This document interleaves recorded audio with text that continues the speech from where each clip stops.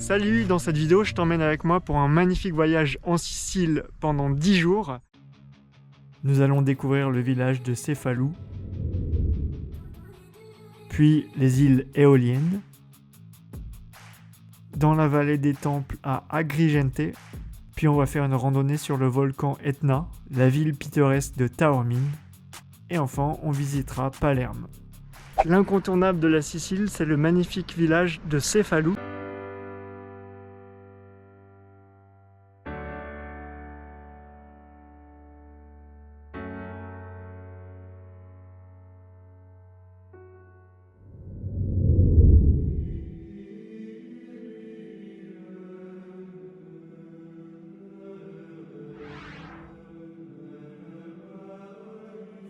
La cathédrale fut construite au XIIe siècle dans un style arabo-normand, et dans son cœur on peut y admirer certaines des mosaïques les plus anciennes de Sicile. Il est également possible de monter sur les tours de la cathédrale.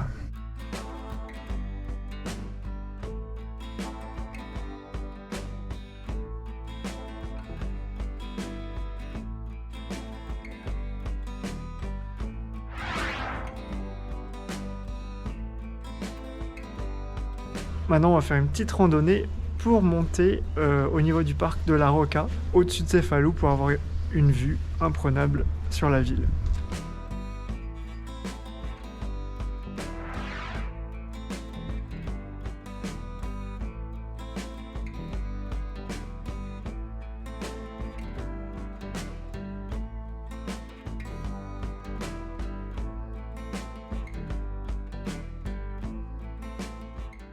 Un autre incontournable de la Sicile, c'est de visiter ces îles éoliennes. Et il y a des bateaux qui partent tous les jours du port de Milazzo.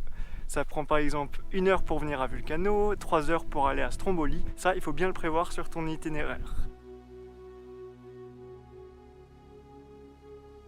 Et donc nous voici sur l'île de Vulcano et on va grimper son volcan, 300 mètres de dénivelé, et on va pouvoir atteindre son cratère. J'ai apporté en tout cas au cas où les merguez avec moi.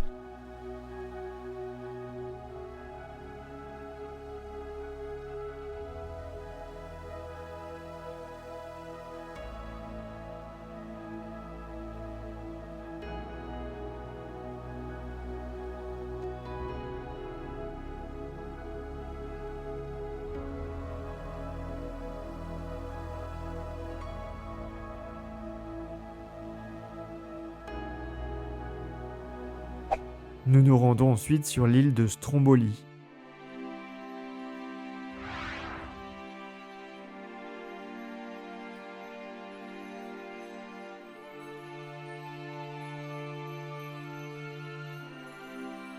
Contrairement à Vulcano qui projette uniquement de la fumée, le Stromboli est beaucoup plus pittoresque et impressionnant avec ses effusions de lave. Et c'est encore plus impressionnant de les observer de nuit.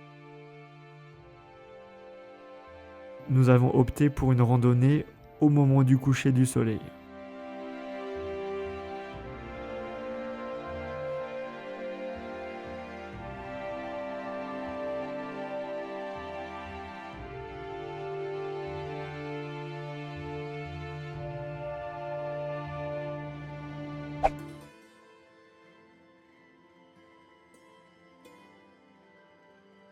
Voici la magnifique vallée des temples dans laquelle on peut voir une succession de temples dédiés à différents dieux grecs. La ville antique du nom d'Agragas est fondée par des colons grecs en 582 avant Jésus-Christ. On l'appelle aujourd'hui Agrigente. Elle était censée être la plus belle des cités mortelles. Dans l'itinéraire de la visite, on tombe sur le premier temple qu'on appelle le temple d'Héra. C'est un temple dorique qui possède 13 colonnes dans sa longueur. Et voici le temple le plus impressionnant de la vallée.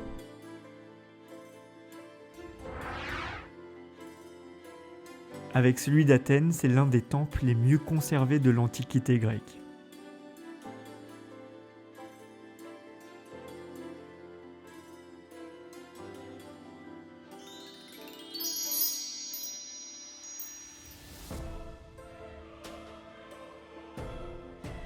Devant le temple, on voit une statue d'Icare qui vient de tomber après sa chute. C'est l'œuvre d'un sculpteur franco-polonais, Igor Mitorash, réalisée en 2011. Aucun détail n'a été oublié. Aujourd'hui, il ne reste que des ruines, mais le temple de Zeus était le plus grand de toute l'Europe occidentale, et c'est évidemment le plus large de toute la vallée des temples ici à Agrigente. Entre les ruines, on peut observer ces impressionnantes statues qu'on appelle les Télamons, qui représentent des géants de la mythologie romaine.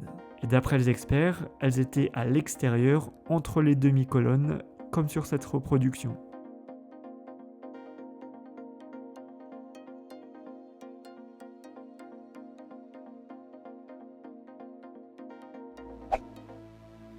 Après la visite des temples, il est très facile de se rendre au Scala dei Turchi. Ce sont ces falaises constituées de marne, c'est une roche sédimentaire calcaire qui donne une couleur très blanche.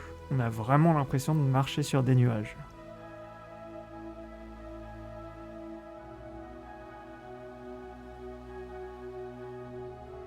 En italien, Scala dei Turchi, c'est-à-dire l'escalier des Turcs, car autrefois des pirates sarrasins venaient s'y abriter. Attention, l'entrée est payante et c'est assez compliqué d'acheter les tickets. Je me rends ensuite sur le volcan Etna.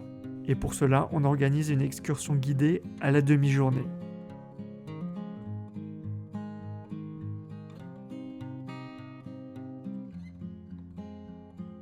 Je vous recommande vraiment de faire ça avec un guide, car tout seul, ça peut quand même être dangereux.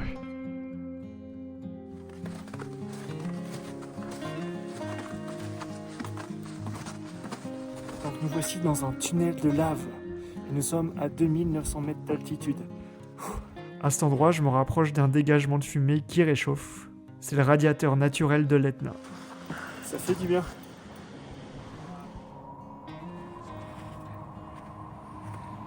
À gauche, il y a la brume.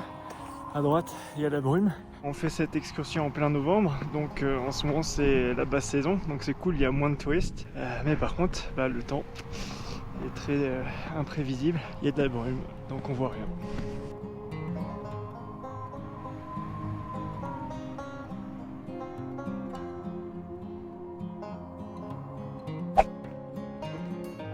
Je monte au théâtre grec situé à Taormine. Et de là, on aura une vue sublime sur la mer et sur le volcan Etna.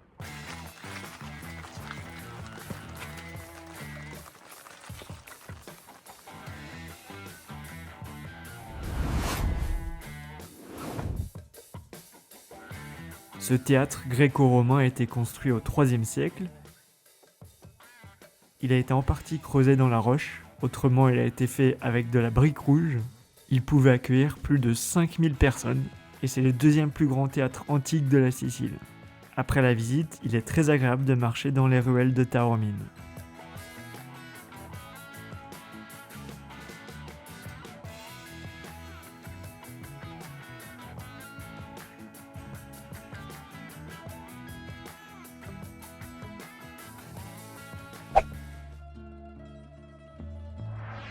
Et pour la fin du séjour, on se rend dans la ville de Palerme.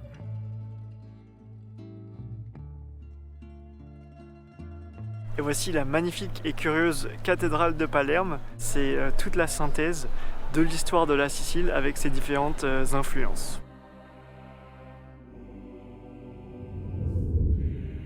C'est une véritable lasagne de styles différents. Elle date du XIIe siècle et fut construite dans un style arabo-normand.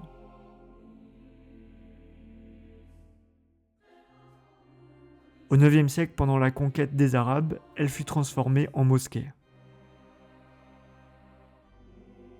Les tours datent du XIVe et XVe siècle. Le porche est de style gothique catalan du XVe siècle.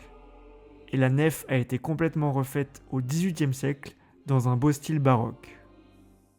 La cathédrale contient des sépultures de personnages importants, empereurs et rois de Sicile.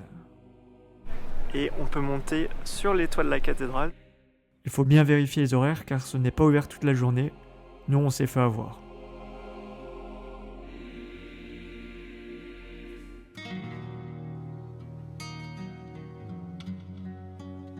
Nous allons visiter le palais normand avec sa magnifique chapelle palatine, connue pour ses mosaïques. Elle a quand même été construite au XIIe siècle par le premier roi normand de Sicile, Roger II. Elle est aussi emblématique du style arabo-normand qui combine des éléments d'architecture romane, byzantine et arabe. On est tout de suite ébloui par la splendeur de ces mosaïques sur fond doré. Elle est bien évidemment inscrite au patrimoine mondial de l'UNESCO et elle est dédiée aux saints Pierre et Paul. Avec ma chance habituelle, au moment de la visite, la moitié de la chapelle était en restauration.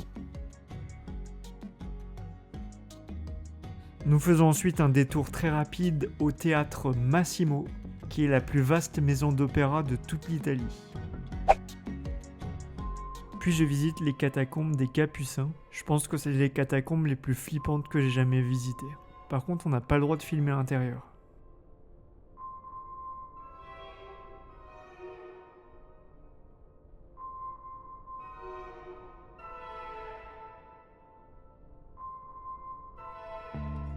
Et sinon, l'autre grand incontournable de la Sicile, c'est sa bonne bouffe.